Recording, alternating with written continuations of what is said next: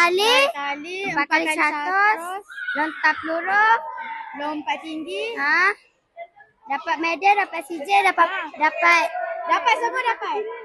4 kali 100. 4 kali 100 juga dengan lompat jauh. tali nombor 2. Saya menang lompat jauh, tempat ketiga. Saya menang 4 jauh, 4 kali 100 dengan tarik tali. Lari berpagar, 4 kali 100 tarik tali.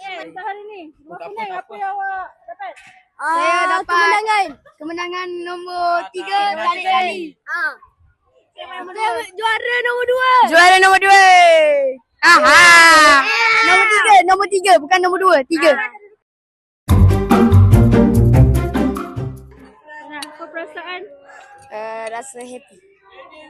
Gembira dan gembira lah sebab rasa macam dihargai.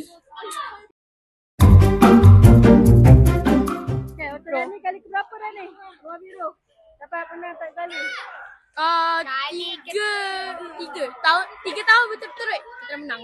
Tahun depan boleh dapat lagi tak? InsyaAllah suruh junior-junior kita orang menangkan.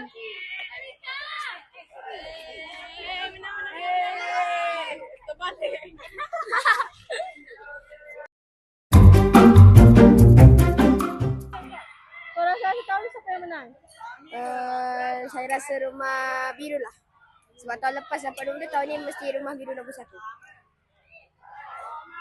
Apa? Agak-agak boleh naik tak? InsyaAllah, boleh. Hai. Agak boleh menang tak tahun ni? Boleh. Rumah Merah. Sekarang Rumah Merah kedudukan nombor apa? 3. Tapi rumah kuning beza 3 je. je. Kau Sabtu ni? 4 kali 200 bantai. Tali semula kan? Boleh. Kan? Tahun lepas Rumah Merah nombor 1. Agak boleh dapat balik tak? Boleh. Saya yakin 100%. Allah main potong main hijau. Perkasa number 1. Ya Allah. Allahu Akbar. Takbir.